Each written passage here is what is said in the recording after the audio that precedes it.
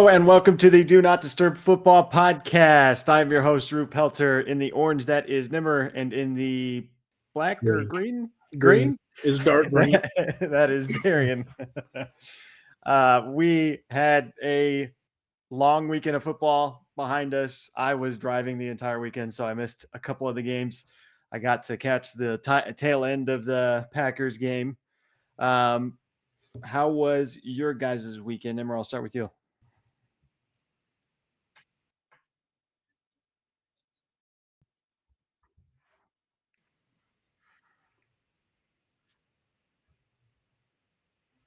Darren, how was your weekend? Yeah, it was pretty solid. Can't complain. Sam and I, we went and did the labor and delivery tour at the hospital. So that was pretty dope just to see how many rooms they have, the different types of suites that they offer. Audience can't hear you, Nim. His name. Nope.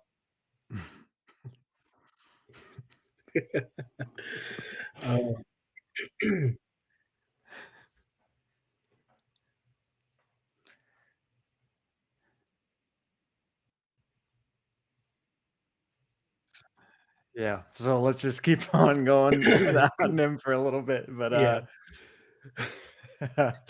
sounds like it was an eventful weekend for you, Darian. Did you get to watch any of the games, and which ones kind of stuck out to you? Yeah, I had the privilege of watching the horrible game of the Chiefs versus 49ers. It was so boring, I gotta say, just for me. But one guy in particular was exciting to watch was Mustafa, the safety for the 49ers. That guy was laying wood. Until he got laid out by Mahomes in the end zone. I know, but he had to pull up. Like we'll get into it, but I mean, just the whole how protected or overprotected QBs are nowadays. I don't understand. It seems like he's the one QB that doesn't get like smashed. I've seen every other quarterback take big hits in the NFL except for Mahomes. He's the golden child. Everyone signed a contract saying we can't hit Mahomes. We got to make sure the magician stays alive. Especially if they hit him, then all of a sudden 15 yards, 15 yards, 15 yards. So you touch him, and then, yeah, it's some bullshit. Well, let's get into the injury report really quick just to get it out the way. Ravens wide receiver Zay Flowers. My camera's going to do this every single scene that we have. I hate technology. Ravens wide receiver Zay Flowers is questionable with an ankle injury. Bills wide receiver Curtis Samuel is questionable with a shoulder injury. Browns running back Jerome Ford is questionable with a hamstring injury. Colts running back Jonathan Taylor is still questionable. He's missed the past 2 games with that ankle injury. Jaguars running back Travis Etienne is questionable with a hamstring injury.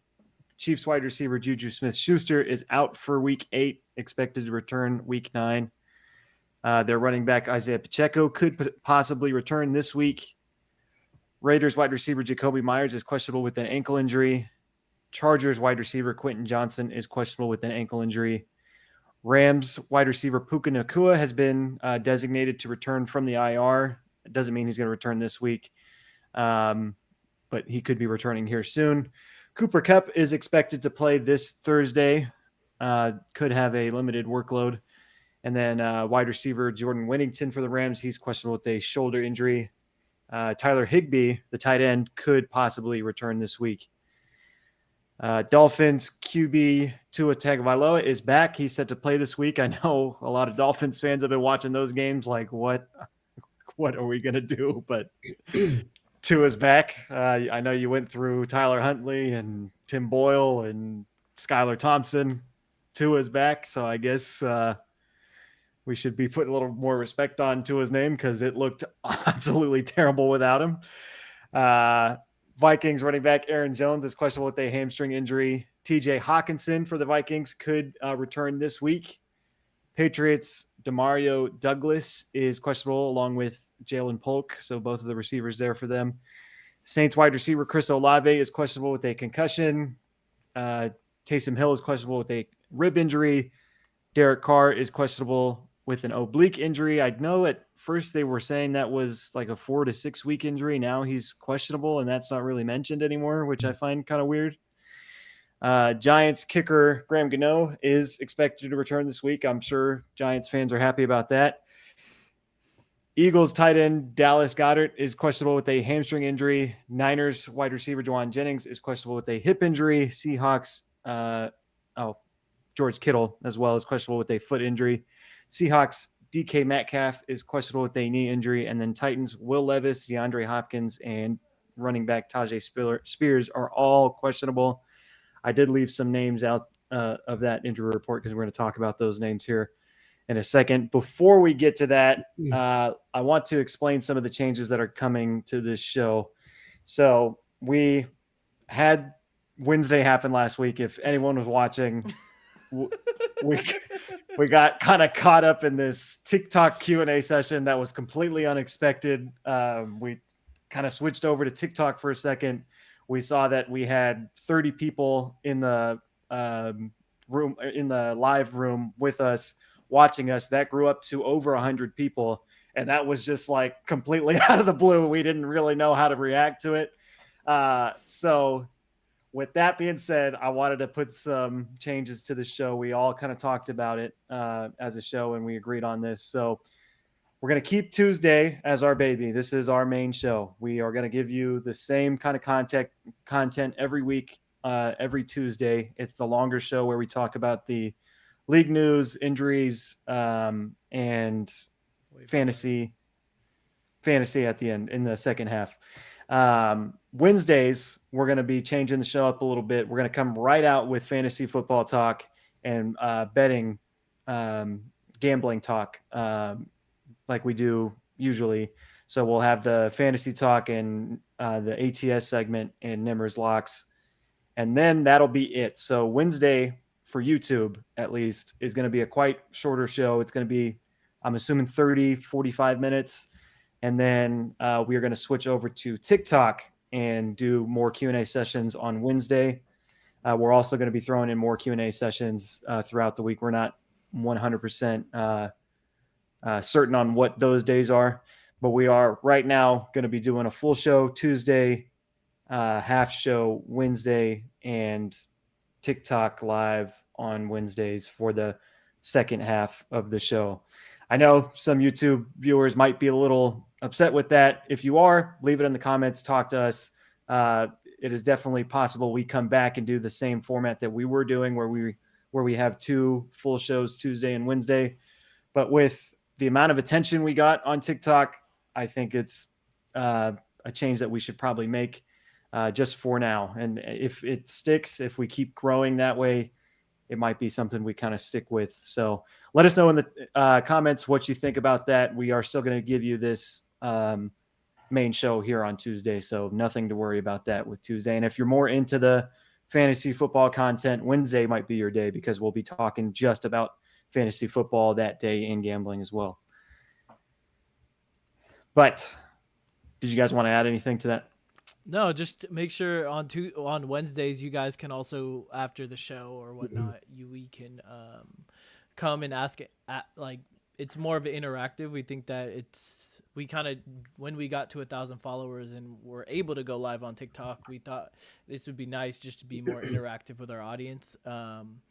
And so we tried doing the show on TikTok, but I think a lot of the viewers really just want more of the engagement between, answering questions, who they should start, what do you guys think about this person, that sort of thing. So that's why we're putting that second block in just strictly on TikTok, just because that sort of thing. So yeah, I'm excited. Yeah, I really kind of feel like with as I am thankful for the TikTok world, I feel like we're a little stuck with that because if we come in and do the podcast every week live on TikTok, they're going to be asking questions. We're going to be kind of ignoring them doing the show. Yeah. And then they're going to leave the TikTok. I think it's bad YouTube to have the TikTok questions going on, us answering the TikTok, and then Wednesday being like, show "Sorry, was so YouTube. Sorry, bad. YouTube." Trying to Wednesday, separate the two and give the attention where it needs to be. So I think it'll be really beneficial to have Tuesday as a full show that we usually do, and then quick to the point on Wednesday with all your fantasy advice, our outlooks. So it'll be what a lot of folks look forward to in these episodes. Yeah, I think Wednesdays will be a lot more straight to the point, which is good, I think, for the audience. But let us know in the comments how you guys feel about it. If you hate it, let us know. Maybe we'll consider changing that. But let's get into the Pick'em League. We've been talking about this every week. Sammy has remained her spot in first place. I have moved up to the second place. we're tied. Nimmer's in third place. We're tied. No, third place. No, we're tied. We're tied. We're tied. We're tied for second place. Darian's in third place, and then all these other people that joined. We love you, but I think it's over for you guys. Better luck next year. But shout out Sammy. I was looking at the percentage. She got 98% of it right. That's crazy. 98%. Wow. Yeah, she's done really, really well. She's called some upsets I did not see coming at all this year. 72 and 35 is nuts. Yeah. Proud of her. And it's not like she's doing research at all. She just sometimes she hears like a random stat that the commentators say, like this past weekend where they were like, yeah, the Shanahan and the Niners have never beat Andy Reid. She was like, oh, got it. I'm picking the Chiefs. So that'll like play into some of her picks, but also just kind of like, she's like, yeah, I really like the Vikings. I might just pick the Vikings. And then she does that, and that's hit more times than not. Damn. It's a new strategy. Sometimes you just overthink it where it's just a simple answer. But yeah. And in our fantasy league, Nimmer has actually taken the first place spot, which is really interesting. Fun fact, out of the 4 leagues that I'm in, I'm actually first in 3 out of the 4, and the fourth one I'm third. So I'm gonna take my credit now because I have a gauntlet of the schedule. I'm playing Darian this week, and I'm projected the 3rd worst in the league, and he's projected like the 3rd best. He's out projected me by like 20 points. So I'm gonna enjoy the top of the mountain while I can, and we'll see how it goes. Come back. I told you the streak is here. We're coming. Just don't want to get last. That's if I make playoffs, I'm a happy camper. Yeah, I mean, I think you're a lock. Nah, nothing's a lock. Well, don't put that in the universe, baby. Nah, see, I'm a very pessimistic type of person. So if I, what's the saying? It's expect the worst but hope for the best. So if I expect that I'm going to be low, and then I'm like, oh, you know what? Look, I'm in playoffs. So that's my mentality.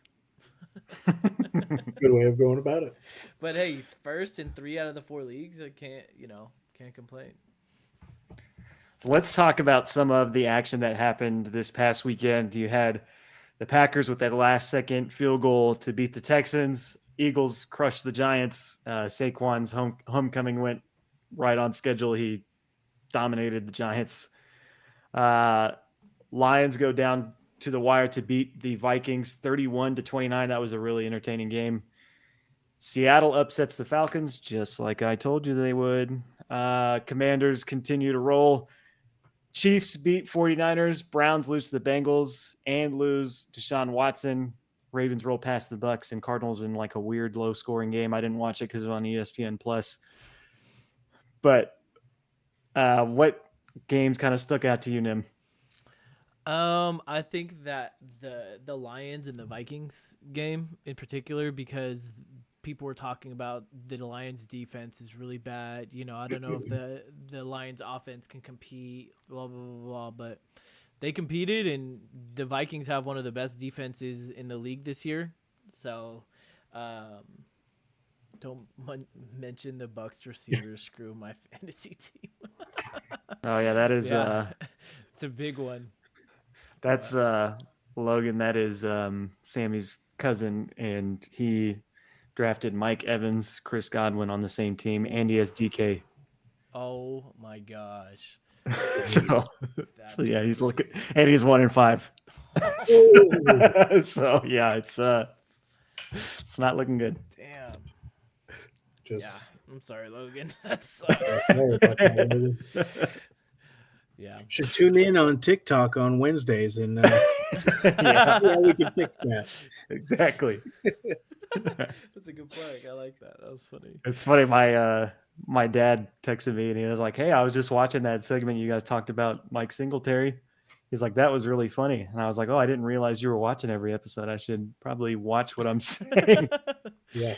I have heard a couple complaints that we do cuss a lot, so we probably should stop. We'll cussing. dial it back. We'll dial it back. Even though sometimes, except rage, I feel like the rage cage that you could censor your TV for that one because Yeah. get a little worked up for that one. But yeah, yeah. But I think that one stuck out.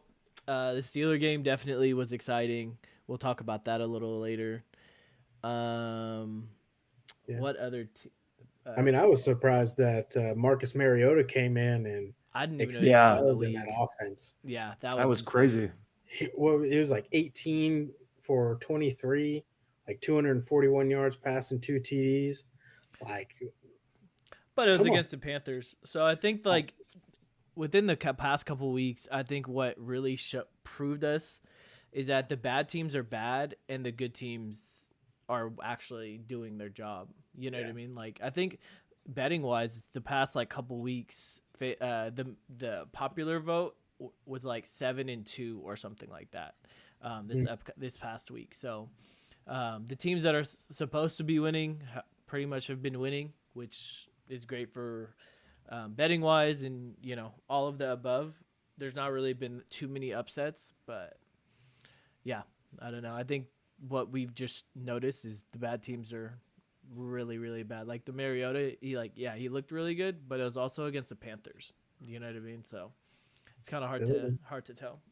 my boy was dotting shit up. Excuse me. I know he Just said say that. it. It's a work in progress. I'm trying. I don't know. Yeah. It's funny. Maybe we incorporate a swear jar or something. Ooh, that'd be good. I'd be a broke boy. But don't look now. The Broncos are 5-3. Yeah, Mm, it's crazy. What did I say? I told you they're going to be exciting this year. I have a segment about that too. So shoot. That AFC West is going to be an interesting fight, I think. Not for the Chiefs, but for the second place, I'm saying. You think? Yeah. I don't know. I don't think so. Maybe. I think the Broncos are going to get second place. To be honest, I don't think the Chargers are really that good. I mean, I didn't watch the game last night with the Cardinals. I was surprised they Oof. lost that game. Herbert threw for over 300 yards. 300. Over 300 yards and couldn't throw a touchdown pass. Granted, there was a lot of like Kyler Murray threw an interception to a defensive back, and then the defensive lineman caught it, started running, and then I don't know if it was Kyler or somebody else stripped it, and then the Cardinals ended up getting the ball. There was another play where the Chargers I think it was the receiver caught the ball on like the 1 yard line. They stripped it. It bounced inbounds into a Cardinals player, and he ran out into the end zone. And then it was a turnover. So it was like just silly mistakes like that. Like that's why it was low scoring. But at the same time, yeah. How about them Pats and Drake May though? Drake is looking pretty good. Yeah. I mean, he did go against the Jags, which were like the 31st worst secondary. So I They mean, choked, didn't they? Didn't the Jags win? Yeah. Big time. I think the Pats are going to get top 5 pick. So it's just a rebuilding year. Maybe Travis Hunter coming your way, Logan. I don't know. I don't know if I like that pick. What is he going to play? Wide receiver or corner? I have no idea. Both. They need all the help that they can get. And when you're in the NFL, you do one. No, I know. I was just saying. Yeah. I can't wait for the draft. But let's talk about some of the injuries that I left out of the injury report. There was some really bad luck for a lot of players around the league yesterday. Both Buccaneers receivers went down with injuries. Mike Evans injured his hamstring. This was injury that he had before the game last week. He came into the game trying to play through it, re-aggravated it. They're now saying that he's going to be out till after week 11, so the bye week after the bye week for the Bucks. I'm sorry. It's just the comment. He said, Sorry. Logan said, considering we only historically have had wide receivers, he's playing corner. That's a good point. But Chris Godwin went down with ankle injury. They're calling it a dislocation. There's a chance that he fractured it. If you watch the replay, it looked ugly. So he could be done for this season. We don't know yet. Brandon Ayuk tore his MCL and ACL. That was pretty hard to watch as well. Debo is dealing not with an injury, but he's dealing with pneumonia in his lungs, and he could possibly miss the next game or two.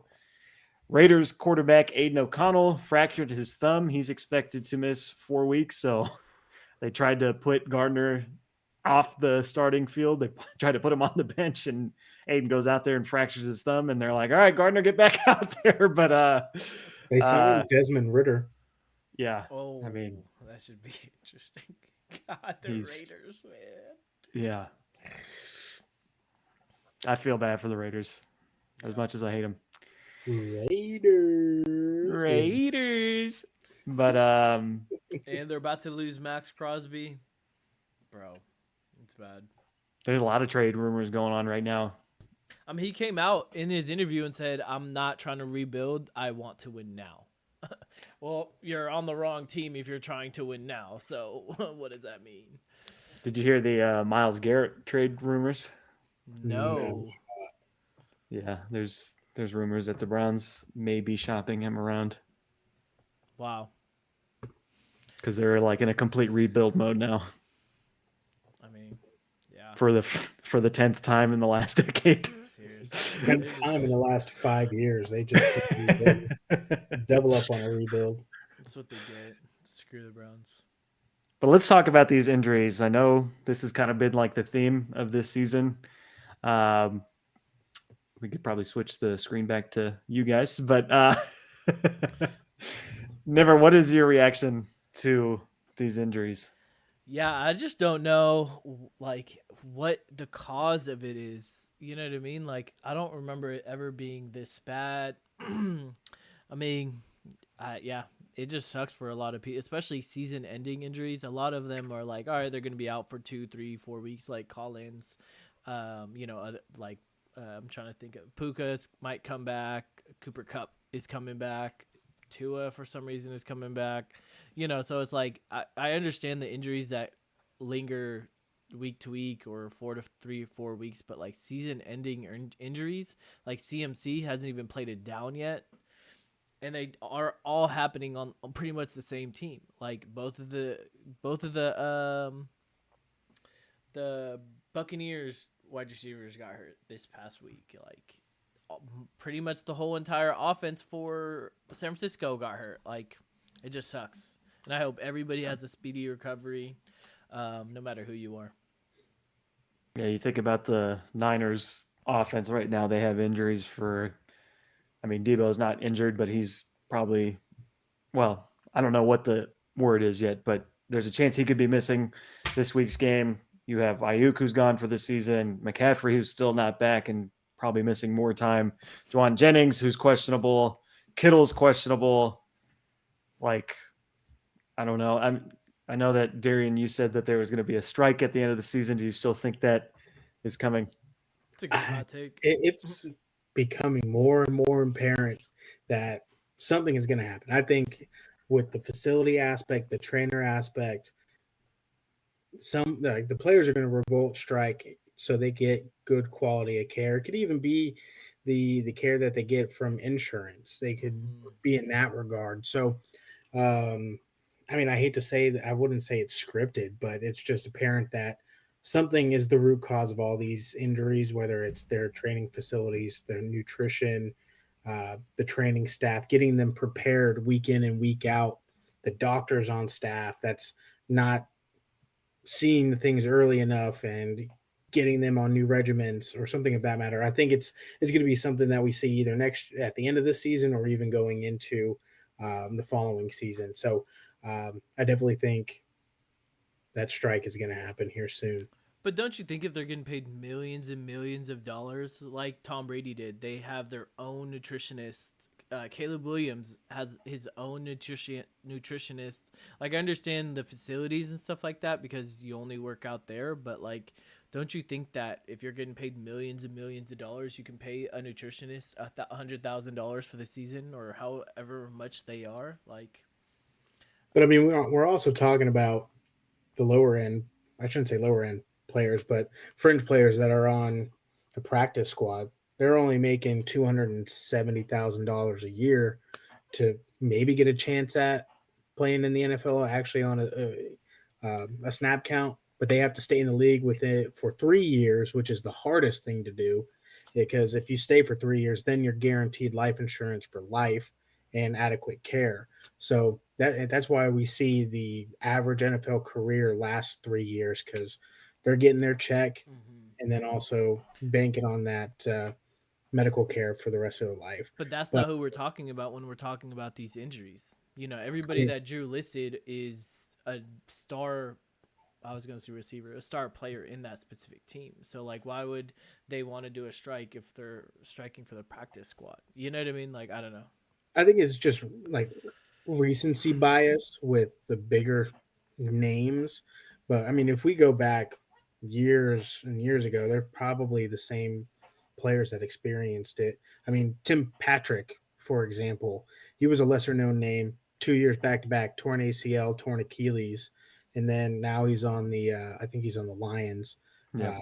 and finally having a good season where he's back out there being healthy. But um, I think it's you see it in the bigger name stars because the media is going to cover it, but these injuries were probably always there. Mm-hmm. But on guys on practice squad, guys on second, third uh, string defense or offense down the line. So it's just, I think, recency bias because everyone's like, oh my God, so many injuries, but it's because it's happening now to our big name players. But to your point in your original question of if they have millions of dollars, why not have their own nutritionist?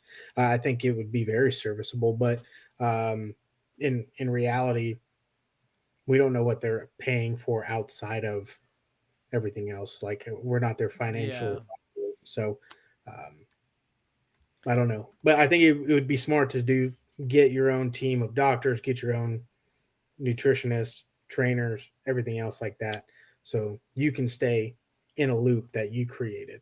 Because another thing is like, let's say Devonte Adams, you know what I mean? Like, if he has a nutritionist with the Raiders, and then now all of a sudden he's on the Jets, well, now he has to go through a whole entire different um, set of Hmm. questions. They have to do a bunch of tests just to kind of do a baseline from him. Like, it would just be so much easier to get their own nutritionist, and I'm sure the players do. I mean, they're not.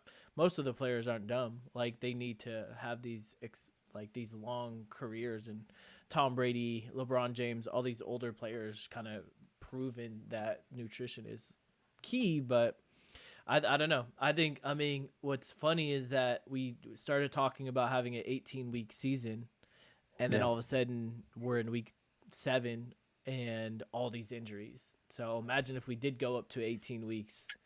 That's what I'm wondering. So I'm wondering even though it's just one game, but the change from 16 to 17 games, you see all these injuries pop up. I wonder if that's something that the players will start to voice like, mhm. hey, we didn't want to change to 17 games. Now look what's happening. And I think maybe there's also um, just a couple of different things going on for these injuries to happen. Changing the mentality of tackling, like telling all these players all these different rules, no hip drop tackles anymore, no spearing the quarterback, don't hit him in the head. Like you're making these guys try to get the right tackle, a lot of times they're going low. Like you look at Ayuk's injury, he got hit right on the thigh, blows his knee out. And Yeah. the week on Thursday, there was a play where Javonte just put his head down and puts his shoulder like right into the thigh of that DB from the Saints. I can't remember, Adebo. Oh, yeah, Debo. Mm-hmm. He fractured his femur, Yeah. which is like the hardest bone in your body to break. That's a good point. I didn't even think about that.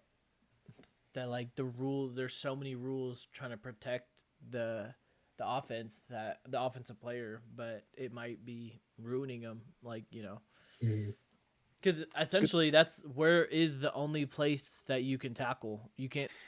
Another injury that happened, Browns quarterback Deshaun Watson tears his Achilles. He's out for the season. If you watch the replay on that play that happened in the game, he tried to take off. It was similar to what happened to Kirk Cousins last year, where he steps back and tries to extend to take off, and the Achilles just goes. And there was a bit of a concern from the players for the fans of the Browns, because the Browns cheered on this injury. The Browns fans, I should say, cheered on this injury. And I know I think there was a little bit of confusion because Jameis Winston said that they were booing Deshaun, but I don't really think that's what was happening. I think he went down and they were actually cheering the fact that he was going to be leaving the field. I want to get your guys' reactions to this. Darian, I'll start with you. Yeah, I mean, it's always a shame to have a player go out. I know we were even talking about, I was in the segment last week of, I think he's going to get benched and be done for the season. I didn't expect an injury. I mean, prayers to him for a speedy recovery. But I mean, it's nasty work if you're a fan for an organization or fan for a team and you're cheering on somebody that got hurt. Like, put aside like his personal qualms and issues. Like, we're talking about an athlete, a player that was doing his damnedest to have a team win, and he goes down on a season-ending injury. That's nothing to cheer about. Like, let's rework this, that mindset. Actually, it just was really disgusting to hear, and like, it's just yeah. I mean, I've been in those situations where I've gotten hurt, and like, people don't cheer. Like, someone that has an impact or could have an impact on a game, just like that, you don't cheer when they get hurt. Like, you hold that breath for a moment of silence, see if he's okay, and push it, and then hope that your team wins and gets the next guy in, and that guy gets a speedy recovery. So, I mean, I'm not going to dwell too much on it, but yeah, it's pretty sickening to hear that they cheered for it. Yeah. Nimmer, what are your thoughts? Yeah, so this was actually going to be my rage cage, but since we're talking about this, I moved on to a new subject. But looking at what the player said, Garrett said, should be ashamed to boo anyone's downfall. Greg Newsom said it was BS. Jameis Winston scolded the fans. Even LeBron said it was lame, quote unquote, lame AF. The fact that you're booing your star quarterback, or I shouldn't say star, your quarterback as a fandom is so tasteless that it's so disgusting. I mean, even when Chubb got hurt at Pittsburgh, everybody started cheering when he started getting up. Like, it's one of those things that as a fan, you never want to see anybody's downfall. At the end of the day, he is a person. At the end of the day, no matter what happened off or on the field, he is your quarterback. If you're going to boo anybody, boo the front office that paid him $200 million just to be your quarterback. And you're not going to be mad at him for accepting the money. If anybody got offered $200 million to play quarterback in the NFL, they would take it in a snap. So why are you booing that player instead of your actual organization? So the fact that they booed somebody somebody's injury is very tasteless, and the fact that your star players for that specific team said it was BS tasteless or whatever. You should be ashamed. They're talking about their own fans, where players are supposed to love their fans. Like, what does that mean? Why would anybody want to play for your franchise? Is that if somebody is when they get hurt, you start booing them or cheering that they got hurt? Yeah, I mean, excuse my French, but fuck the Browns.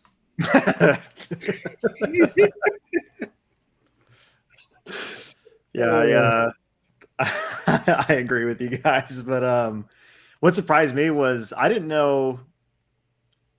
I thought Jameis Winston was the backup, and when he got hurt, news came out that he was actually the emergency backup, so the third string really, and Dorian Thompson, whatever his name is, DTR, was the second string. So I don't know. Like, to my knowledge, Jameis wasn't hurt. There was nothing going on with him. Do you guys know? Like, has Jameis always been the third string this year? I mean, that was an interesting. When I Yeah. checked into the game, I was looking at the box score, and I was like, why did DTR and Jameis play as well? So this was before I even knew about Winston's injury.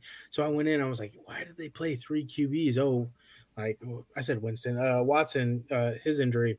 I was like, oh, I wonder if Watson was just playing so bad that he finally got benched. And then that's when I saw that he was injured and carted off the field. But I mean, if I'm that organization, I definitely would have had Jameson before DTR, just from his experience in the league. But yeah, to answer your question, I didn't know he was third string. I always thought he was second. Same.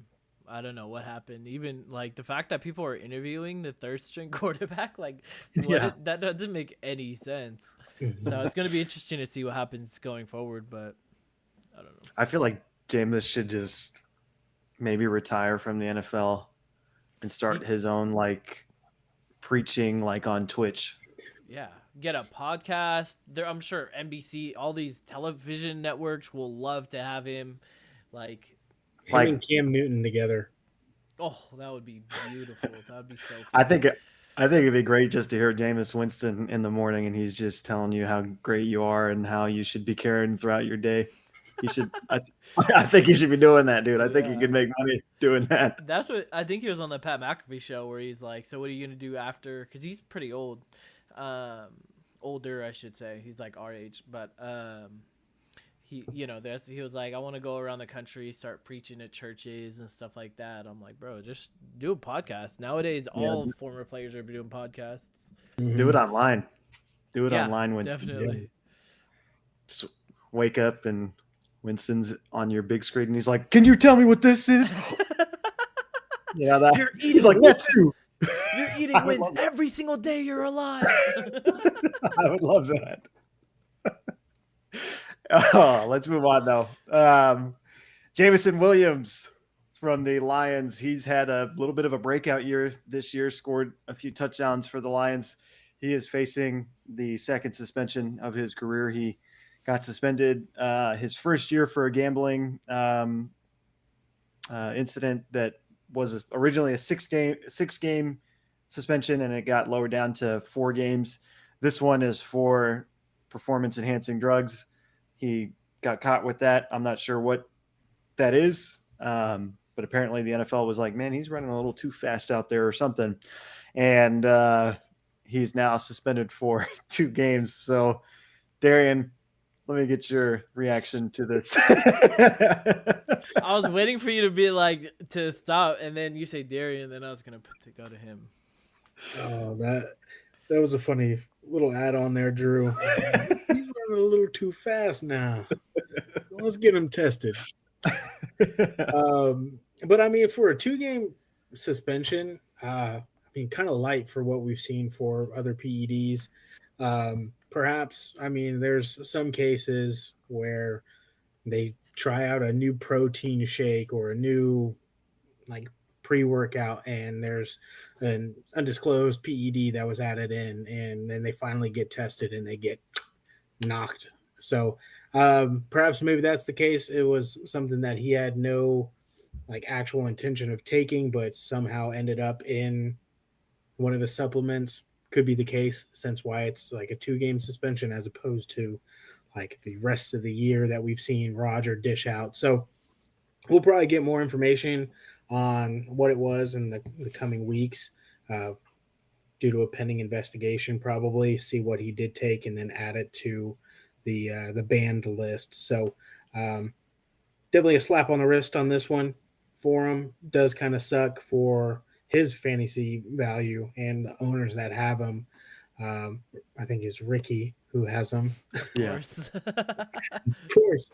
But with that being said, I think he comes back full swing after it. But I think it does open the door for, I think the other guy there is Raymond. So I think fantasy wise, maybe look at Raymond when Jameis is out for the next couple of weeks. Yeah, I What are you just think thinking? it's kind of weird that it's kind of getting swept under the rug. None of the big media people are talking about it or anything like that. I just think that it's kind of bizarre how they just threw it in and not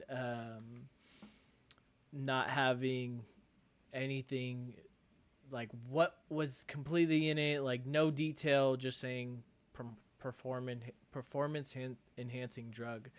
So I think that's the weirdest thing. Unfortunately, he has a history of, I don't want to say bad news, but like gambling. I'm sure that kind of made it worse. But yeah, it sucks for him and all the fantasy owners. I mean, And the luckily Lions. it's only a 2-game suspension, so that's not crazy long. And he's almost a boomer bust kind of guy sometimes, because sometimes he gets like 2 targets or something, and one's just like a 50-yard bomb for a touchdown.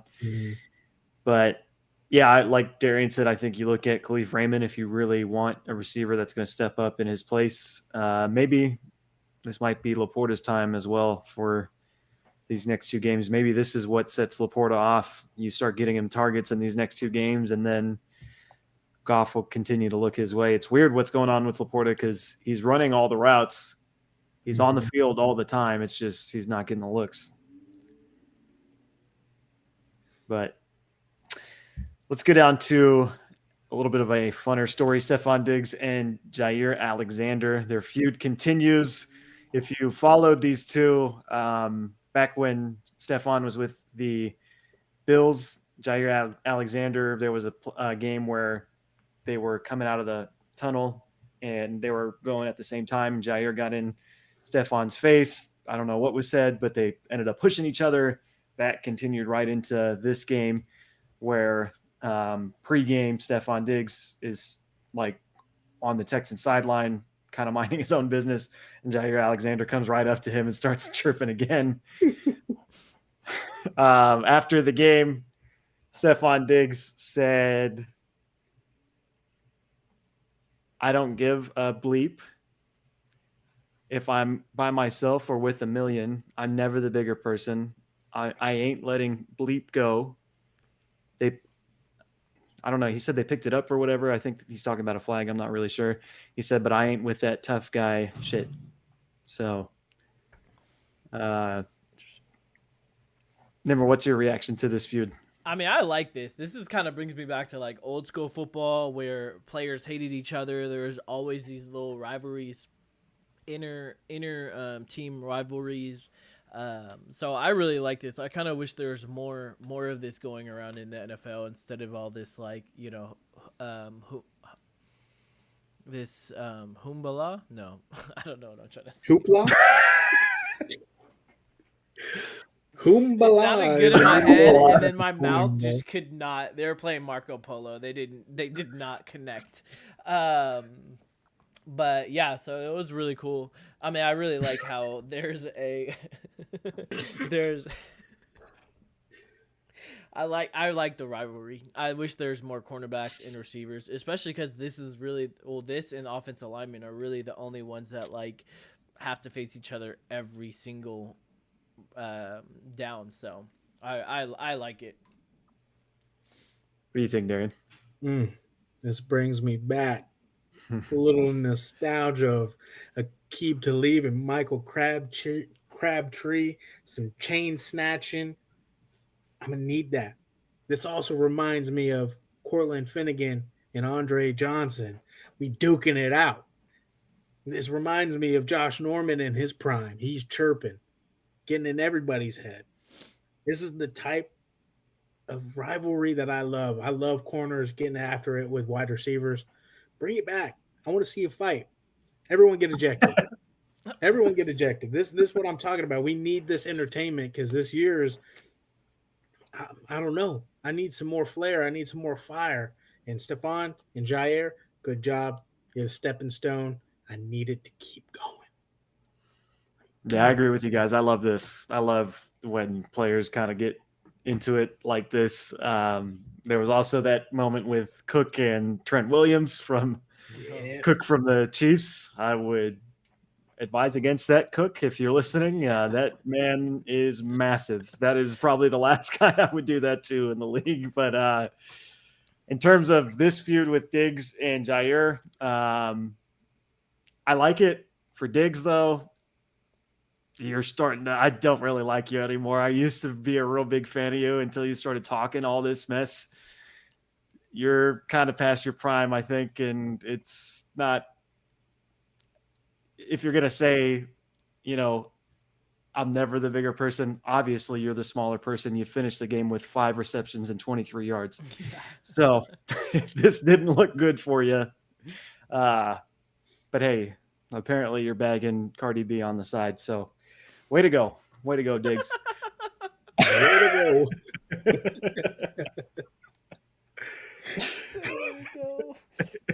Oh, that is so funny. That's a great Let's talk about Russell Wilson. So Russell Wilson had his debut this weekend. He shined in this debut, played a lot better than what I was expecting. Probably everybody on the show was expecting. He had stats of 16 of 29 attempts, 264 yards, and 2 touchdowns. This is the most yards in a Steelers debut since 1940. Only QB to lead Steelers to 30-point plus in a first start with a team also since 1940. So I'll go to the Steeler fan. What is your reaction to this, Nimmer?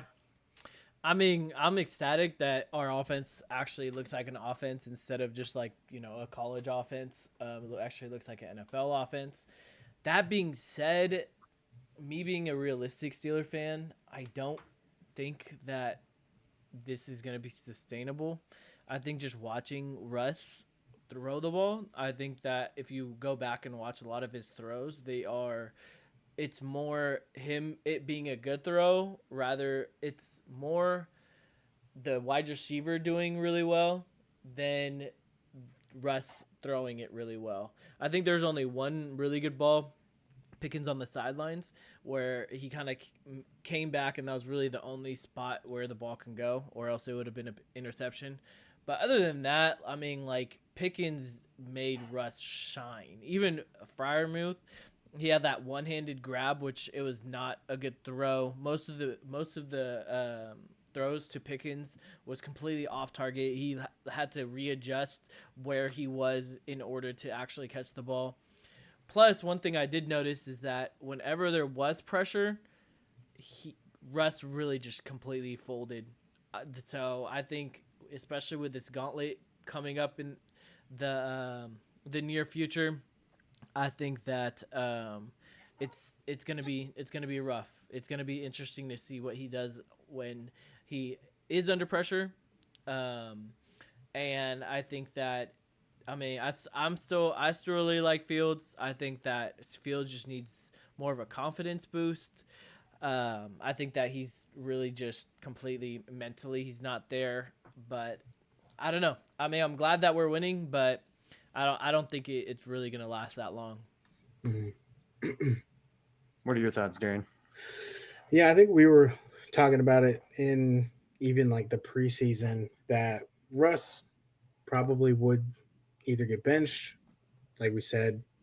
Fields started the season, Russ was hurt, comes back in, he's going to be that passing QB, kind of ignite that aspect of the offense because Fields, he holds on to it a little bit too long, but he has the mobility to lengthen plays, but ended up really just being a third running back.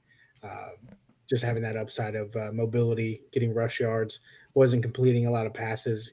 And when he did, it was either late on his cues, and if there was any improvised plays, he was overthrowing, missing the read, throwing a pick because it was too late, things of that nature. So Russ coming in, it's going to ignite that offensive passing attack. It's going to improve Pickens' stock. I mean, that's why he was so giddy about saying, yeah, Russ is starting this week and, kind of leaking that information. He's giddy. He's going to get those attempts. Things are going to be on time.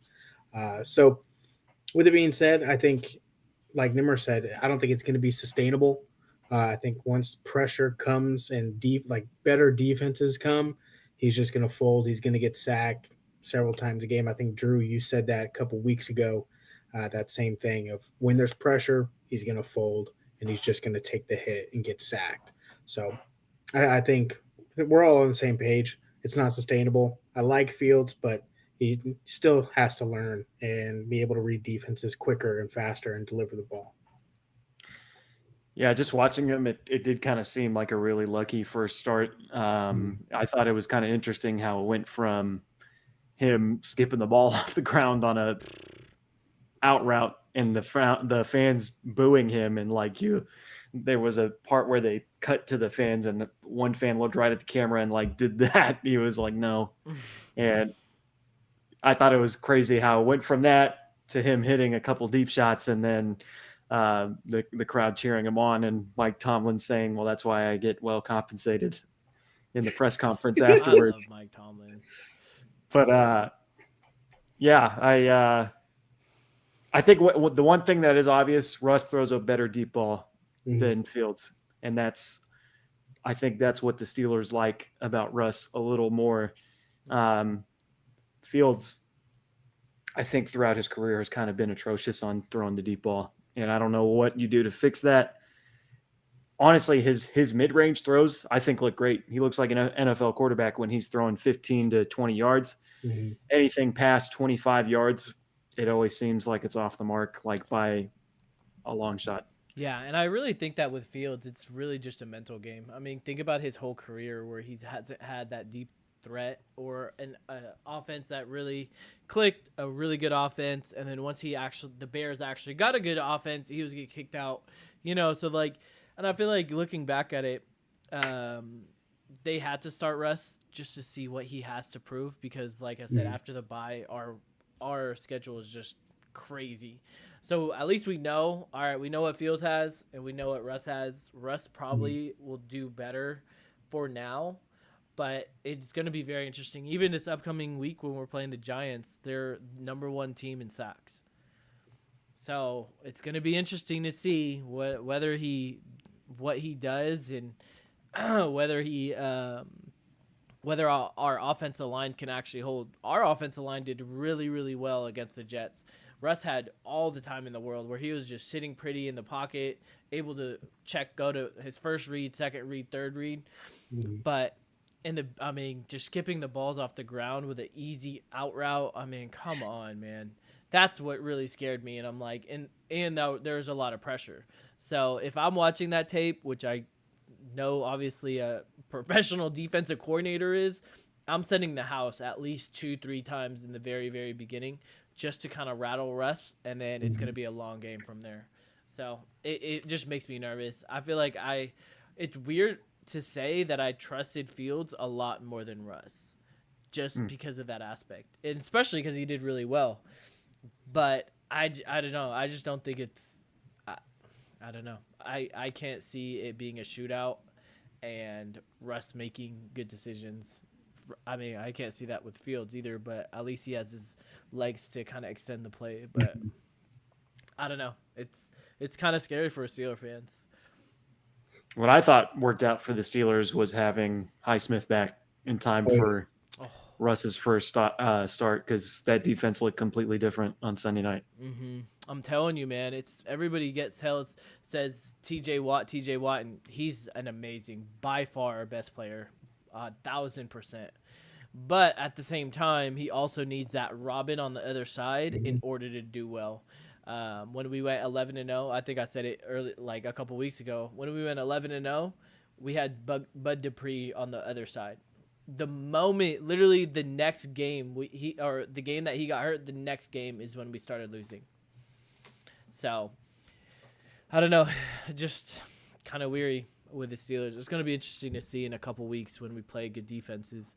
Like we have the Eagles after our bye. We have the Chiefs defense, Ravens defense, even though they're not the best. I don't know. It's going to be interesting.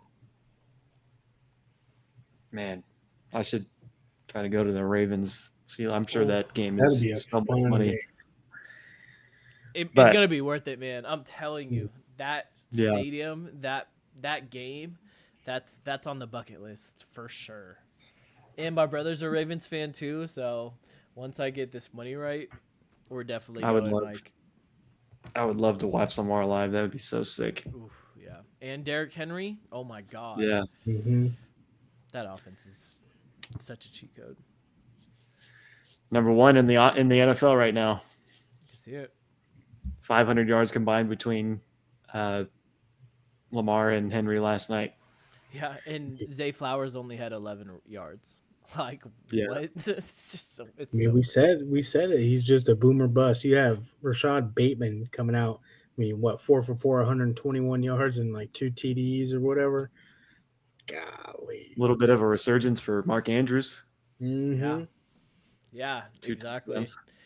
But I mean, honestly, fantasy wise, I don't trust anybody but Lamar and Derrick Henry on the Ravens because, I mean, in the very, very beginning, Harbaugh said we're either Andrews is gonna do really well one game, Flowers is gonna do one really, really good another game, Henry's gonna do we try to keep the opposite team guessing, and for fantasy that sucks.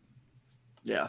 They do really switch their players out a lot. Even Henry, a good portion of the game last night, they weren't using Henry. They were using Hill exclusively, which I thought was weird. But let's get into the hot takes. Our Hot Take Tuesday, we do this every Tuesday. Something that we believe or maybe not really believe. Something that we're just trying to stir the pot with. Darian, why don't you start? What is your hot take this Tuesday? Yeah, Nimmer almost covered it and was about to turn into my rage cage if he did, but no, you're good. Now, I think my hot take is that the Chargers have this offseason and maybe next year to get some competent weapons for Herbert.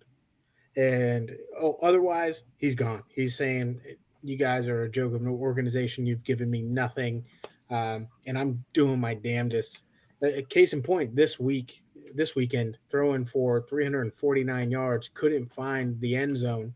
The most targeted guy was Will Dissly. Let's think about that. Will Dissly. I mean, the guy had 11 targets, but then you also have Quentin Johnston. I know he was out this past week. But we've seen him. He dropped balls like no other. McConkey hasn't really been living up to what we thought he would be in his rookie campaign. Did have one game of 17.7 fantasy points. I think was his breakout game, but kind of been in single digits. He's dropping balls as well. I mean, Joshua Palmer's been hurt. Gus Edwards on IR. J.K. Dobbins has really been the focal point of this offense and carrying them. But with that being said, your QB is what leads the team and should be leading your team to victories. And if he can't throw it to anybody or someone get open for a touchdown without dropping it, bobbling it, it's going to lead to so much frustration. And I'm surprised that he's been there for as long as he has and hasn't complained. The kid's a stand-up guy. I shouldn't call him a kid, but the guy's stand up. He's going to just take the adversity head on and try to win for his team, but you got to give him a shot. If you don't, he's packing bags and leaving. He just signed a deal there, didn't he? Like an extension. Yeah, but Yeah. And you know what's weird is that nobody's really talking about the Chargers in any of these wide receiver trades. Like, why have they not been in the loop with Yeah. anything? You know, it's just kind of weird that they're not even trying, especially with all these receivers going, you know, requesting trades and that sort of thing. Like, what? It's not like I understand if they have like a solid um, bankroll and they're past the salary cap or something like that, or like the Browns where they're in salary cap hell, like that sort of thing. But like, why have they not tried to go get Amari Cooper? Why haven't they tried to get what's his T. name? Higgins. T. T. Higgins Higgins, or Devontae. DeAndre Hopkins, like just anybody. It's Yeah. weird. I think it's just Harbaugh. I think he's going to make zero moves during the season. He's going to try to win with what he's got. I mean, the defense has improved, but let's keep that a buck. Like, that's been kind of a saving grace somewhat. But I think with his regime, he's probably going to just wait till the draft, find his guys, and if that isn't anything that Herbert likes or whatever, he's going to kick him to the curb and get his own QB. So it'll be interesting what he does going forward. But I think at the end of it, we could see Herbert leaving in the next couple of years. I feel like they'll probably try to make one move at receiver, you would think, this summer in a trade or something. Yeah. Shoot, I you feel- even said the Cup has been rumored to Be traded, yeah. keep him in the same Yeah. little area. Yeah. Yeah. But who would you want the Chargers to go to? Oh, and also you like each good team has at least 2 receivers. Mm-hmm. You know what I mean? So even if you do want to draft a receiver, that's completely okay, but you still need another receiver to be that wide receiver too. Like, there's not a good team in the NFL that only has one good pass catcher. Besides, I guess, the Chiefs, but you don't have a Cowboys, Patrick maybe. Mahomes. Yeah, Yeah. They're not really good, though. They got Ferguson though, Yeah. so I would like them to see. I would like them to get T. I think that would be the best receiver for what they have. definitely. I agree. Or Hopkins. I think that Hopkins should go to the Chiefs, but Nimmer, why don't you give us your hot take? so with all these bad teams when we're talking about, I think there's going to be 2 teams that go on a run, and I think that's going to be the Jets and Cincy, and I think they're going to take the 6th and 7th wild card spot. The Jets, looking at their schedule, the Jets out of the next 10 games, the Jets play only 4 teams that have a winning record, and one of them includes the Colts, and so the Colts aren't the best team there. So and then when it comes to Cincinnati, they play 5 out of the next 10 games. 5 of the teams that they're playing have winning records. 2 of them are the Steelers. So it seems like they're they could go on a run for the next 10 games. As of right now, if the season ended, the playoff wild card spots would be the Steelers, and this is obviously the only in the AFC. The Steelers, Colts, and Broncos hold those 3 wild card spots. In the hunt are the Chargers, the Bengals, and the Dolphins. So Darren kind of touched upon the Chargers. When it comes to the Broncos, out of the next 10 games, I'm sorry, Drew, but out of the next 10 games, 6 of the teams that they're going to be playing have winning records right now. 2 of them are the Chiefs. So maybe you guys might steal one away from the Chiefs, but so the Broncos might fall off. I can't see the Colts really getting that much better. The Chargers, Darian just went on. It kind of explained why the Chargers aren't going to go. So that I think the Bengals and I think the Jets are really going to go on that run and hit that wild card spot. I like that take. I like it a lot. So my hot take, and I'm not sure if I said this, but when we were doing the division standings, I talked about the Lions, how they were going to win that division. I did not see the Vikings coming at all, but I said that the Lions and the Packers will be fighting for that top spot, and I think whoever makes it out of that division is going to win the NFC Championship and go to the Super Bowl. I think the Packers are the biggest dark horse team in the NFL right now. You think about this team, they always have a good O-line. They have the most takeaways on defense right now. They have a bunch of competent weapons on offense, from the running backs to their fourth receiver to their tight end. This is a dangerous team. Jordan Love is kind of struggling. I think he's only scratching the surface of what he could be this year, kind of what he looked like at the end of last year. I think this Packers team is a dangerous team. If this is someone you have to face in the playoffs, I would be very worried, especially in the NFC, with some of the teams that they could line up against. If they're lining up against teams like Atlanta or the Buccaneers or the Eagles, those are all matchups that I think could be pretty close with the Packers. You saw them go up against the Texans this past week. They can win in multiple ways. They lost their kicker, Carlson, but they go and pick up McManus. I think McManus is a very serviceable kicker for however long that Carlson's out.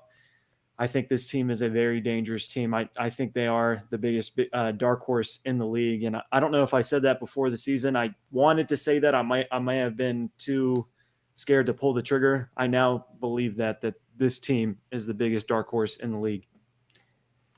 I agree, especially when there's not really one wide receiver one. Mhm. So it's like you're gonna have to cover Reed. All right, you're gonna cover Reed. That's fine. I'll just throw it to Dobbs, or I'll throw it to Wicks, Yeah. or I'll throw it to somebody else. You know.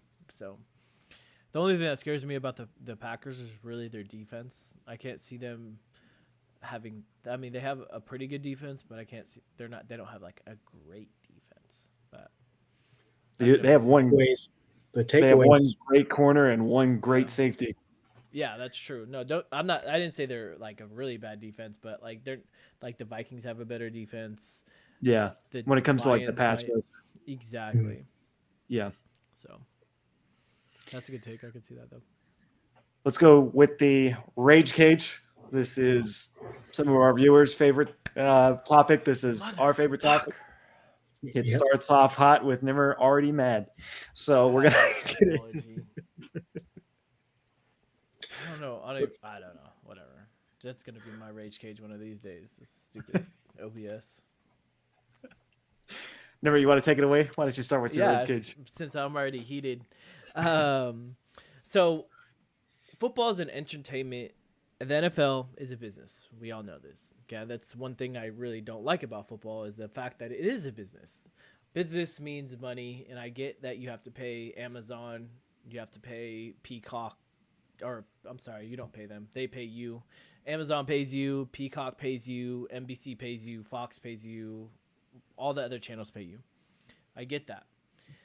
But to keep integrity of the Shield, there are 3 games, 3 standalone games.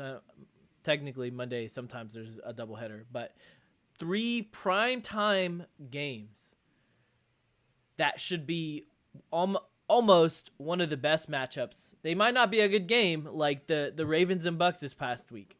That was a good matchup going into the game. I was excited to watch that. The fucking Broncos. I was trying to think of who plays Thursday. The fucking Broncos and the Saints. That was a fucking horrible matchup. Like, what are we doing with all these primetime games? Why have we not this past week? Why I'm a huge Steeler fan. I love seeing them on primetime. But why the fuck are they playing Sunday night when we have the Super Bowl matchup playing this week? What the fuck are we doing? Let's go back all the way. I even did some statistics. Week 5, Sunday Night Football. We have Carrie Underwood introducing best intro of all time. What is she introducing? Fucking Cincinnati and the fucking Giants. What the fuck? Then we talked about last week. And then even Monday night, like what? Why is there Why do we have 2 games on Monday night? Why is this a thing?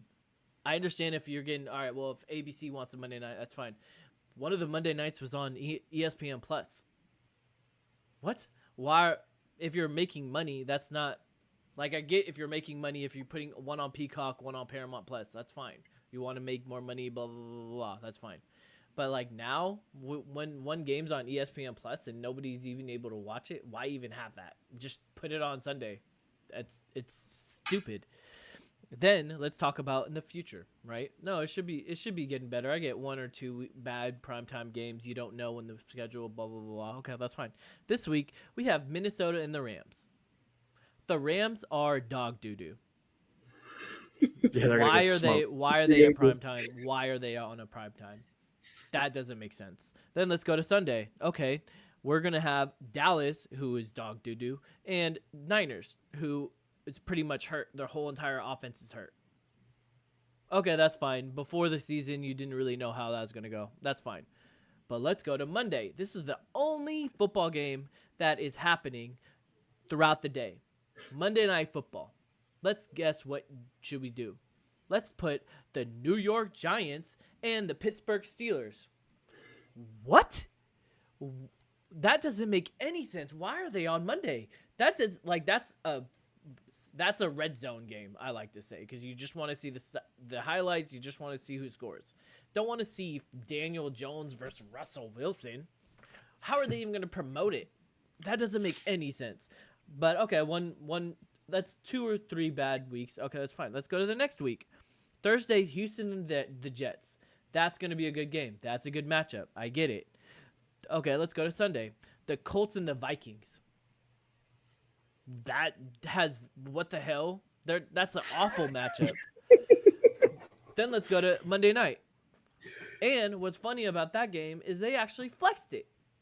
So they corrected it. They're like, all right, well, what we did before, which I don't even remember, that was a bad matchup. But why don't we put Indianapolis in the Vikings? What? Why are we doing this? You guys create the schedule. If you don't, like, why are we adding all these bad matchups in 1 week? It doesn't make sense. And then Monday we have Tampa Bay versus Kansas City. Tampa Bay's hurt. Tampa Bay is not that good. In Kansas City, like, it's just so crazy. Then let's go to week 10. We want to expand the international, right? Let's expand it. Let's go to Europe. Okay. Well, I guess the Jags have to play in England. That's completely fine. Okay. Jags, you can have England. Nobody cares about England. Fuck England. I don't like that. Okay. I don't like that country. They can all suck. I can't. Yeah. Whoa. They can all do something really bad. They can all die. But God. so let's expand that Brazil game. Great matchup. The Packers and the Packers and the Packers Eagles. and the Eagles. Thank you. The Packers and the Eagles. Great matchup. Great international matchup. Let's go to Germany. Germany that actually has a lot of football fans. Let's go there. Let's pick the 2 worst football teams in the NFL and plop them in Germany. What? Why are we making we want the international crowd to be like, oh, okay, so this is football. 2 shit teams that are going to be playing. Okay, yeah, that's really want to enjoy football now. What the hell? And then later that day, we have Thursday, Cincinnati and Bengals. See, this is what I'm talking about. This is a great matchup. Then we have Detroit and Houston. This is what I'm talking about. Great matchup. And then Monday night is Miami and the Rams. What the fuck is this? We almost had 3 really good matchups for primetime, but now we're stuck Monday watching the fucking Dolphins and the fucking Rams. Nobody wants to see this shit. This is some bullshit. Like, come on. Primetime games are supposed to be one of those games where we actually want to watch play by play. We're excited to go. Monday, especially Monday, it's the only we go. Monday sucks. We wake up, we go through the work day. We're excited to watch football that day. Do you really think I'm going to go through work and be like, man, I really want to watch the fucking Dolphins play the fucking Rams? This is some fucking bullshit. I'm fucking done. It's like, this is bad business. the NFL is supposed to be like the best business in the United States. Then what the fuck? This is such bad shit. What the fuck are we doing? Fucking mad. I thought we were holding back on the cussing. No, I said except Rage Cage. I said Okay. I said yeah. Rage Cage is completely acceptable. And Well, Alejandra's parents are here too, and this is so. I'm sure they We're heard the whole entire. we're live downstairs in the living room right now. For any But you know what I fans mean? in- Like that's some bullshit. This is complete bullshit. for any fans in England, Nah, they can all. My- I don't. my- think they can play my partner does not. Yeah, you can. At Nimmer like swimmer, slide my DMs and catch the smoke. I don't care. I hate you. Okay, Darian, why did you go ahead with your Rage Cage today? That's hard to Oh. follow. Oh, that's a hard one to follow. Oh goodness. Let me get into it. Oh. All right. I'm mad.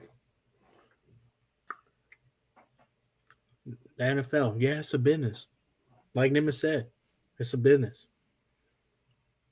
But what we're not going to do, and what they have done, is overprotect these QBs. Now, mind you, I get protecting them in the pocket, but as soon as that motherfucker crossed that line of scrimmage, he a running back. I don't care. He free game. In case in point, and what I mean, these defenders are holding up. They're letting off the gas when they see these QBs running. They think they're going to slide. Patrick Mahomes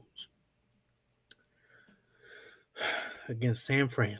He gets out the pocket. He runs down over to the sideline. It looked like he's about to run out of bounds because he like pump fake the ball, and he's putting the ball out like he's about to cross the first down, go out of bounds. Yeah, 3 San Fran defenders right there running down on him. They kind of stop. And then, Mahomes sees it. He's like, oh, these jokers, they're not going to hit me? Say less. Scampers for another 32 yards or some odd. I swear to God, if you don't put a lick on that motherfucker.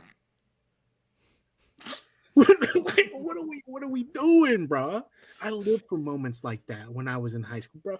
Let that QB get out the pocket. I'm in the QB spy. I'm ready for it. I'm going to light that man's up. Mustafa, you was laying wood all day, and then you let this motherfucker run over you on the goal line? I mean, nah, that's my chance. You about to see Rashee Rice. What's up?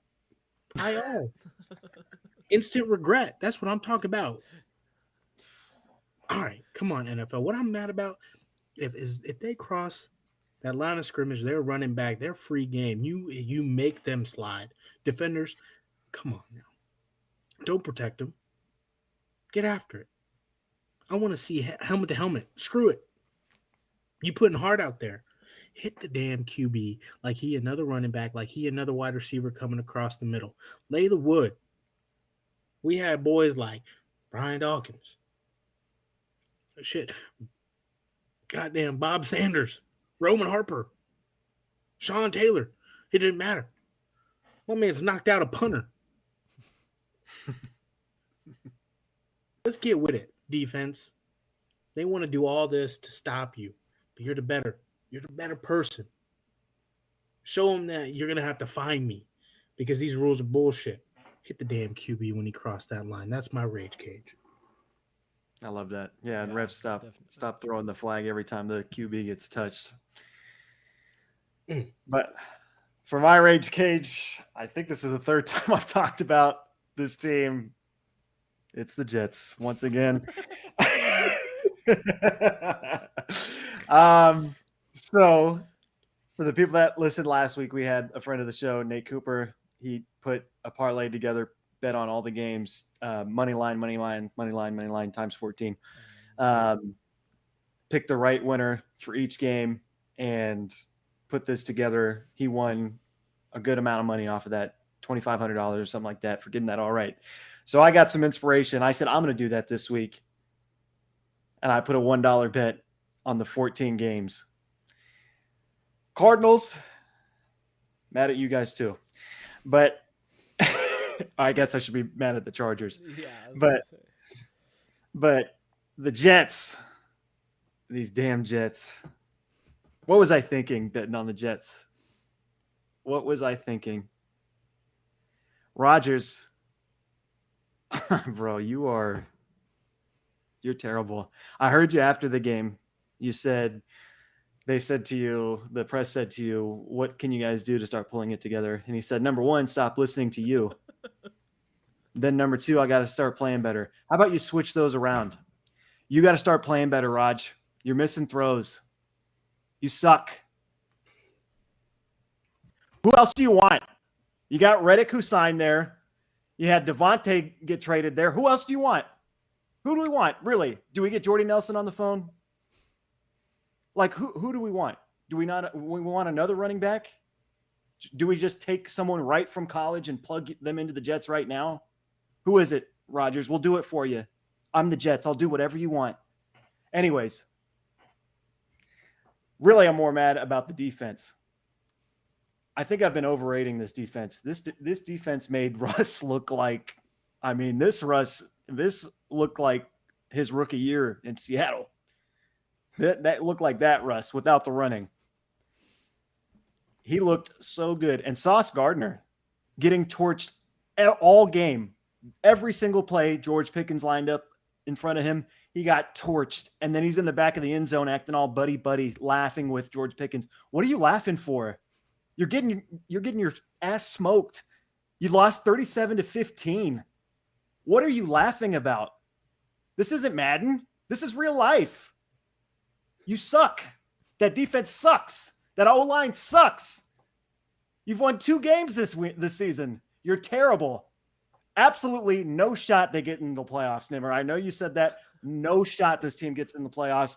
They will get in their own way every single time. The Jets are the Jets. They suck. Jets suck. Thank you. And they fire their coach. It's like, oh yeah, yes, that's gonna make the. That's another thing. The defense looks terrible the moment you fire Saleh. And he was Whose fault is it? Whose fault is this? I put it on one guy. One guy. He's got half an Achilles. Wow, Drew's mad. God, I love Rage Cage.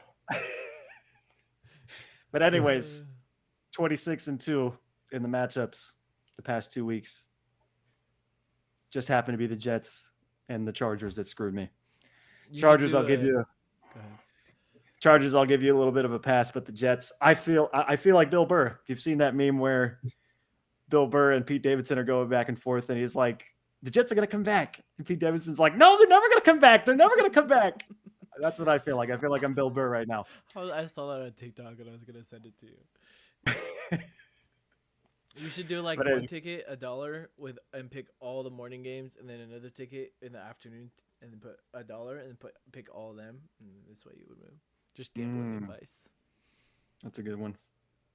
Man, I should have just cashed out when the Jets had the lead. They came out looking so good too. Like the first 2 drives, I was like, okay, we got this one. And then, man, I don't know what happened. Bet against the Steelers, man. I'm trying to tell you. No, just joking. Russ. Yeah, don't blame me on that one. Russ, this dude looked like, man, he looked so good. The Jets made him look so good. Only in the second half, too. That's what's Jets, crazy. The first Jets single-handedly maybe put him back in the Hall of Fame discussion. Yeah. True. Very true. Let's go to break. We'll be back in 2 minutes.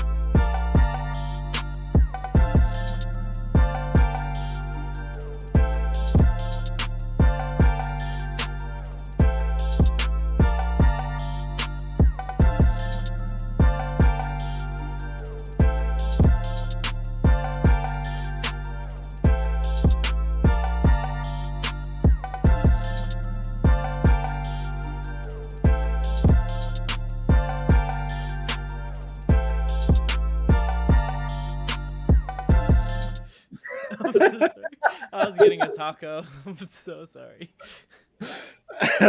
Welcome back to long the was Do it? Not Disturb. It was just a couple of 5 seconds, maybe. Oh, shit. Welcome back to the Do Not Disturb Football Podcast. Make sure you're liking, following, subscribing. We are here on YouTube. We're no longer on X. I deleted that over the weekend. Got tired of all the stupid buffoonery that goes on X. So we're I'll no delete longer that on there. next year. I'm sorry. That's okay. TikTok and Instagram. We are diving a little bit more into the TikTok world. Also, we're going to be here home on YouTube. Make sure you're following, liking, subscribing. Tell your friends about us. Let's get into the waiver wire report. We are in the fantasy football section of our show. And I won't lie to you, those last 2 weeks, those were like all of the last waiver wire ads you could get. You have like one or two guys left now that if you don't have the first spot in the waiver wire order, you're probably not getting. So I hope you listened the past couple of weeks because it's looking pretty dry now. Yeah. Darren, why don't you start? Who are you looking for in the waiver wire this week? Yeah, like you said, it's kind of the well is dry. If you're in a QB carousel kind of mood, you got Bo Nix playing Carolina. We saw Marcus Mariota, like we mentioned earlier in the podcast. He went out and put a bang on him. I think that Bo Nix could do the same. Uh, I will apologize for folks that was on the TikTok. I said Cortland Sutton would have a better game than Javante. Um, as we all saw, Sutton put up 0 points. I do not expect that to happen again. I think this is the game where Bo and Sutton they connect and they deepen that relationship. So Bo Nix is a good QB to have. Tua is coming back from IR. I think you could throw him into your lineup. When it comes to running backs, there's not a lot that I like on here. I definitely think that you can stash Ray Davis from Buffalo. He's been pretty serviceable as a backup running back behind Cook. I know he's got a turf toe that he's dealing with, but Ray has seemed to be very efficient. A lot of folks, a lot of content creators are saying, I think his name is Kamani Vidal. Uh, I haven't seen a lot of them to be super deep on them. But if you want to follow their trend, grab him, stash him. He's a good handcuff to J.K. Dobbins. Now, when it comes to wide receivers, I think another teammate of Buffalo Bills, Ray Davis, is Keon Coleman. I think he's with the introduction of Amari Cooper, it'll help him out, get some better targets, and not be against cornerback ones if he's lining up in the slot or even being the outside wide receiver. It frees up some more opportunities for him. And then with the injuries with both Mike Evans and Godwin, I think the true person who's going to get a lot of recognition and a lot of targets is going to be Cade Otton. But if you want to find a more serviceable wide receiver, McMillan is there for you on the waivers. Outside of that, that's really all that I think is notable. I don't want to take up too much time from what you guys have as well. Who do you got, Nimmer? No, so I agree. I really only had 3 people on my list. I really like Jennings now that Ayuk is out and Debo is whatever is happening with Debo. George Kittle's kind of hurt a little bit. When they were all out and Jennings was the wide receiver one, he ended up popping off. So he should be an ad. And Darian, who did you say? You said for Tampa Bay? McMillan and Cade Otton. McMillan. So I think, yeah, definitely Kate Otton definitely is an ad. Hooker has him, so that was a great ad hook. But I definitely would add him as a great tight end, especially tight ends are kind of a hit or miss this year. But I think him. But I also think that Sterling Shepard, who is on the Buccaneers, he's actually replacing Godwin I think he is really should be the one that you need to add. As we know, Baker loves his slots. That's why Godwin has been popping off this year.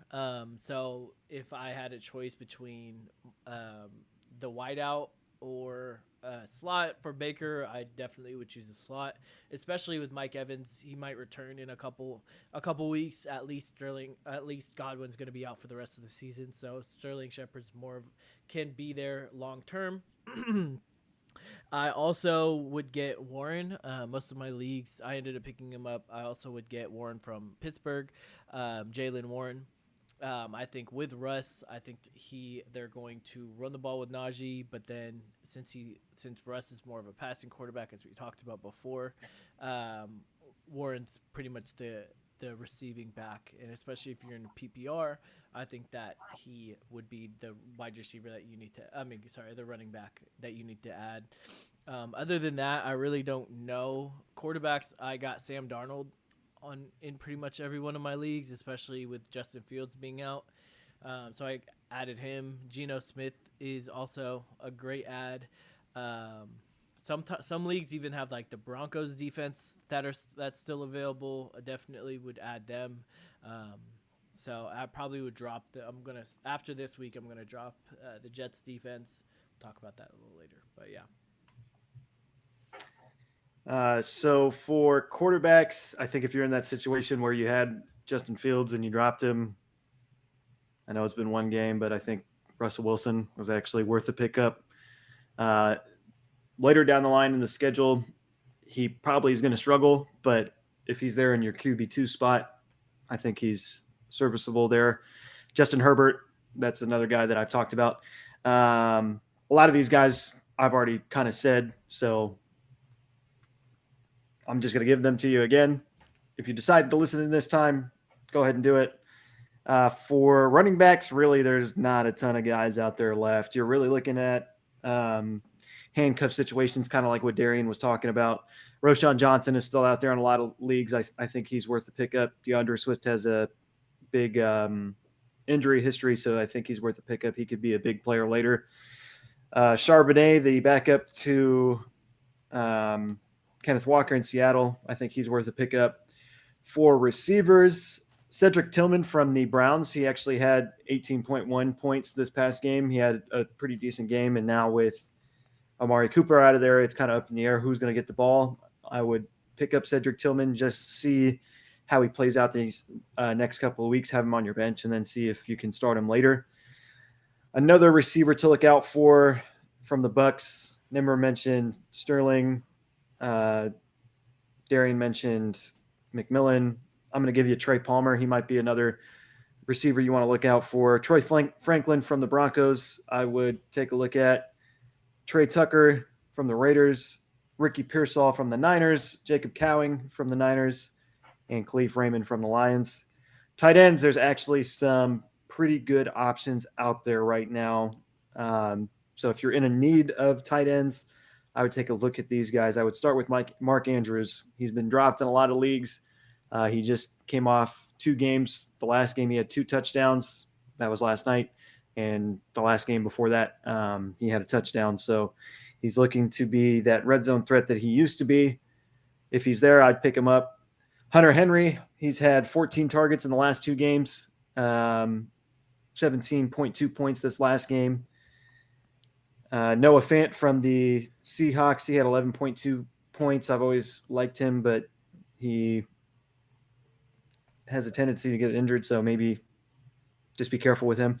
And Jonnu Smith from the Dolphins, he had 22 points this past game. I kind of said when Tua was in the offense, it looked like they were kind of drawing up plays for Jonnu Smith. He's a very athletic tight end, and he just put up 22 points with Tim Boyle or whatever that guy's name was. So I think he could put up some good games with Tua. Another person I actually was thinking about if he's available, which I don't know the percentage of how many teams but Tyler Lockett. I think either Tyler Lockett would also be a good add. I think that him and Geno have a good connection, and with DK week to week, I don't know I don't think he's going to be playing this week, but that would also be a good add if you're in need of that. If you have an extra spot. Let's do the defense start of the week. So, man, if there's one topic we are pretty good at, I would say it's this one. We tend to give out pretty good technology. To say the least. We tend to give out pretty good defenses every week. Even last week when I said call me crazy, I'm going with the Vikings. They scored 10 points because they got a touchdown. So we are pretty red hot with these defenses. Nimmer, I'll start with you. Who is your defense start of the week? So Drew is not going to agree, but and I have them in every one of my leagues. And after this week, I probably am going to drop them because I just can't trust them. But I feel like this week is a favorable for them, and that is the Jets defense. Let me read you some stats about the Patriots. Okay, we all know the Patriots are damn near, if not the worst team in the NFL. Shout out Logan. Yeah, sorry Logan. My bad. But let me just paint a picture for the Patriots, right? The Pats are 30th in scoring, 26th in third down conversions, 31st in passing, 22nd in rushing, 31st in sacks allowed. Okay. Now, the Jets are pretty much middle of the pack when it comes to defense. They're in kind of like the lower teens, like 11, 12, sometimes 13, 14, depending on what the stats are. But they are second in passing. So if you're thinking, oh, well, Drake May, they're second in passing. So, I mean, even though they made Russell Wilson look really good, this is also a rookie quarterback in Drake May, and he might be, really good in the future, but I don't think he's going to be good this year. And I don't think that he's going to be good against the Jets. Plus, last time that the Jets played, this was kind of the Jets' quote-unquote bounce-back game, where it was 24-3, and the Jets defense looked good. So I'm going to cry myself to sleep. Hey, one thing about Boston's fans, though, I don't know if, Logan, if you're a Boston fan or you're from Boston, at least NBA is back. So you have the Celtics to kind of look for. But, yeah, so I think the Jets defenses are going to do really well. I think especially the fact that Russell Wilson embarrassed them, this is really going to be a bounce-back game for them. Darren, what do you think? Who's your defensive start of the week? Man, I mean, I got to go with the hot hand here of the Denver Broncos. They're the number one ranked defense in the league. And then they have another favorable matchup against Carolina, and we just watched what the Commanders' defense did to the Carolina Panthers. And mind you, Commanders' defense is like 32nd in the league against the pass, and they were locking stuff up. They only let up 7 points. They had only 2 sacks as well. But the Broncos' defense, mind you, against the NFC South, they've been having some field days. And numbers-wise, let's run into that. Against Tampa Bay week 3, they scored 16 points, 16 fantasy points, held them to 7 points. I had 1 interception, 1 fumble recovery, and 7 sacks. Let's put that in perspective. And then when they played New Orleans this past week, they only gave up 10 points, had 2 fumble recoveries, and then 6 sacks and a TD. Now, I think they carry on that same hot streak against the NFC South. I think they can put up probably that same ballpark number, 7 sacks. They're going to get an interception. They're probably going to have a fumble recovery for a touchdown as well. I think they were going to have that boosted odds. And the Broncos defense are that much better than the Commanders. Man, could we see a goose egg?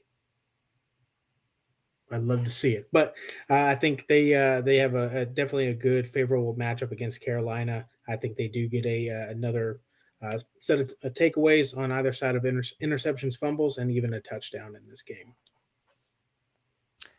My defense is one that we've kind of bagged on all year. It is the Detroit Lions. I think this is actually a good matchup for them. If you look at who they're playing at, it's the Titans. Give me 99% of the teams on defense that are facing the Titans. I think the Lions, they created some turnovers last week against the Vikings. I would take the Vikings offense all day over the Titans offense. I like the running backs from the Titans. Everything outside of that, I mean, you got Will Levis running the show, and that dude is garbage. So I think you're going to see some turnovers for the Lions this week. And if they're there and you really need a defense, I think this is probably one of the clear-cut defenses just to stream this week.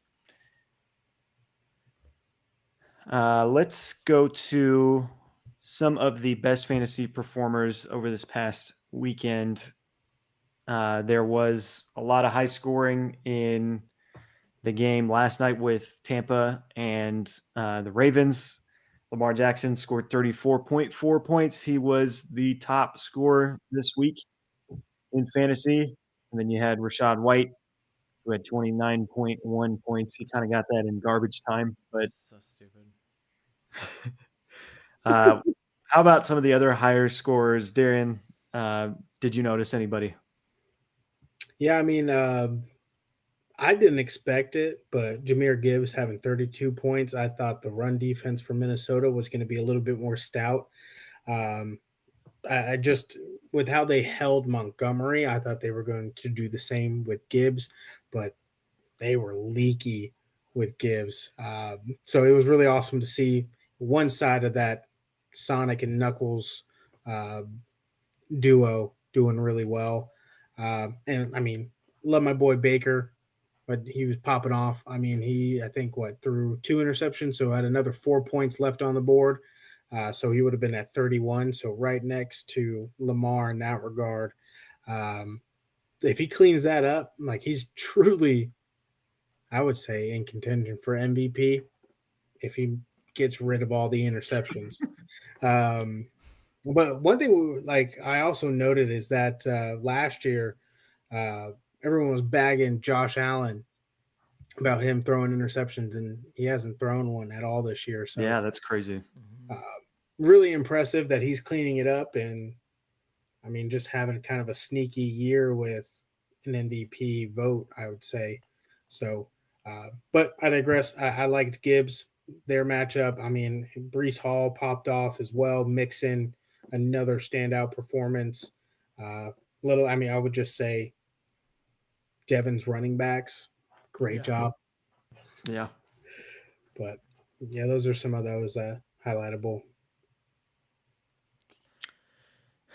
Yeah, no, I liked. There's 2 people that I really liked. I liked Otten. Whenever you see a tight end getting over 100 yards or at least 100 yards, 8 catches, it's always a good sign. Especially because most of the tight ends get less than 10 points. So seeing him get double digits, getting 18 points in a PPR league was great. One player I really liked seeing, and I might have this is my non-biased opinion, but I really liked how George Pickens got 22 points because everybody was trading him away. Even myself, I was like, listen, don't get any of the Steelers players or anybody. But the fact that he got 111 yards with 5 receptions was really impressive. I don't know how sustainable that will be, but that was my wide receiver MVP. Just because nobody was expecting it. Like, everybody had, even Hook had him on the oh no, that wasn't Hook. Who has Devin.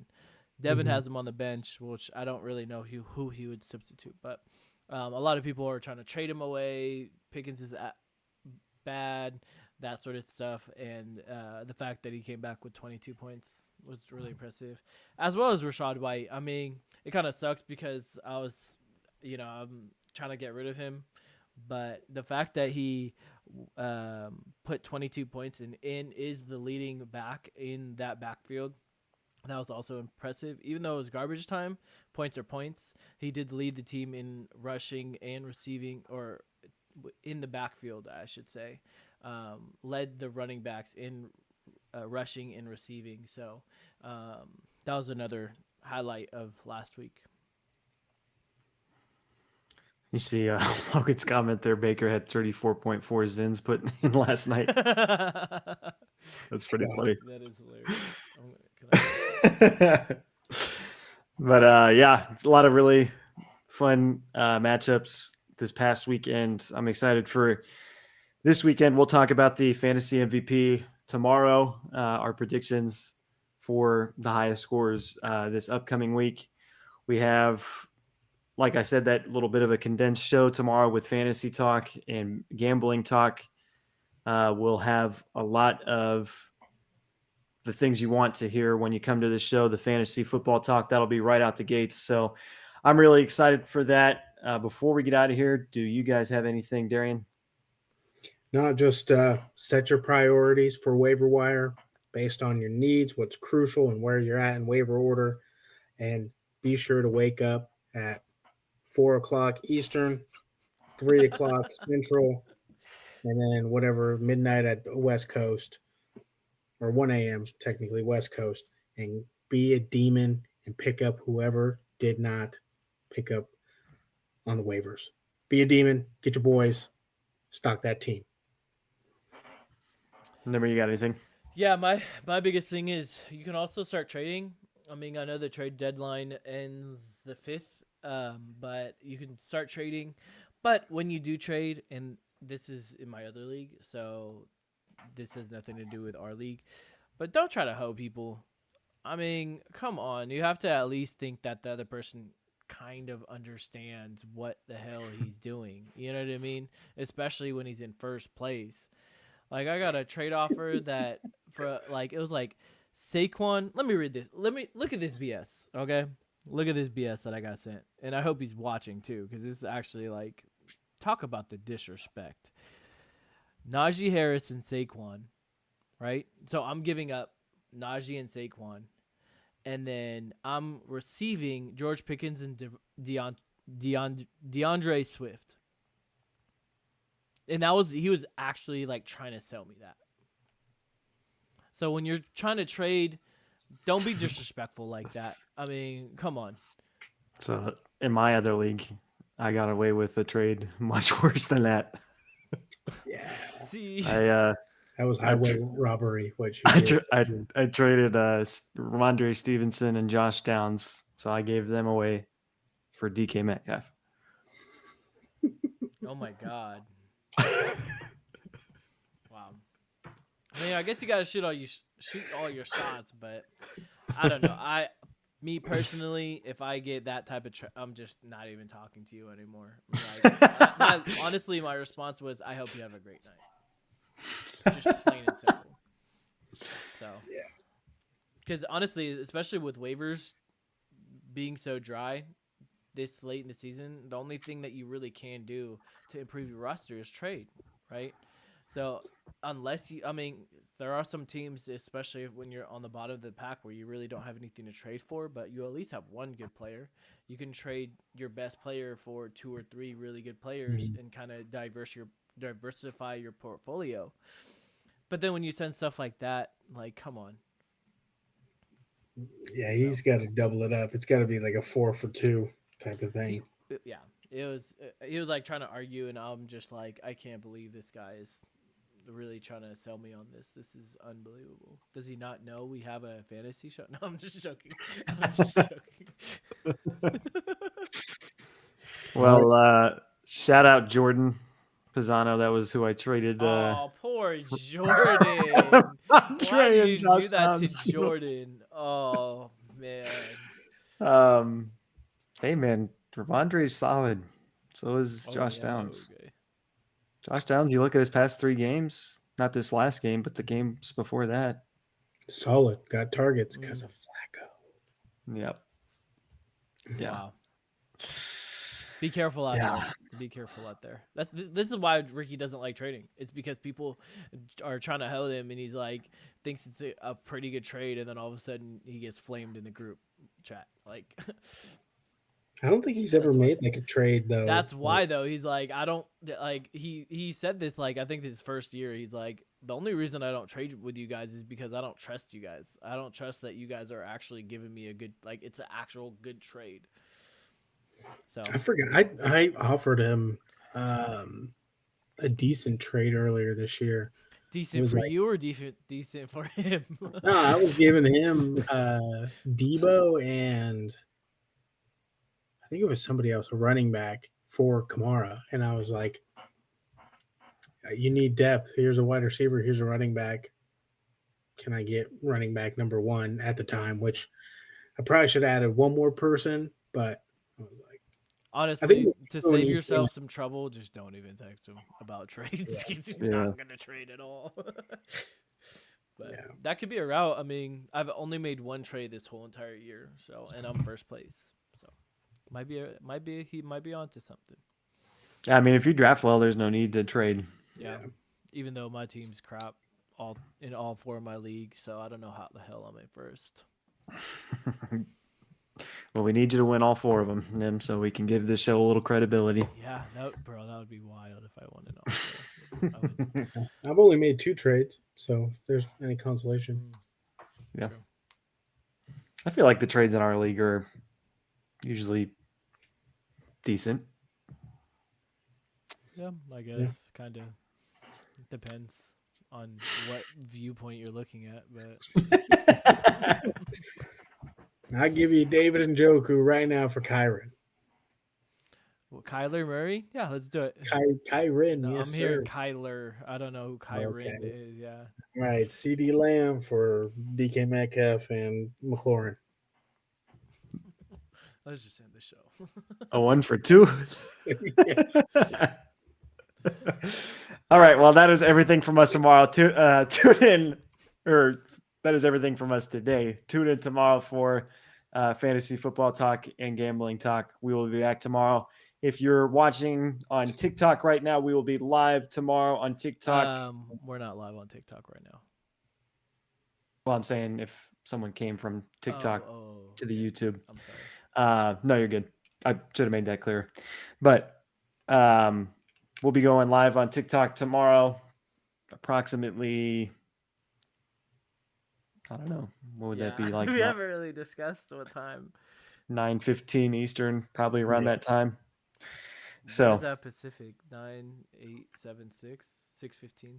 Okay. yeah, something like that. Right around there. Estimate. But that's everything from us. Have a good night. We'll be back tomorrow.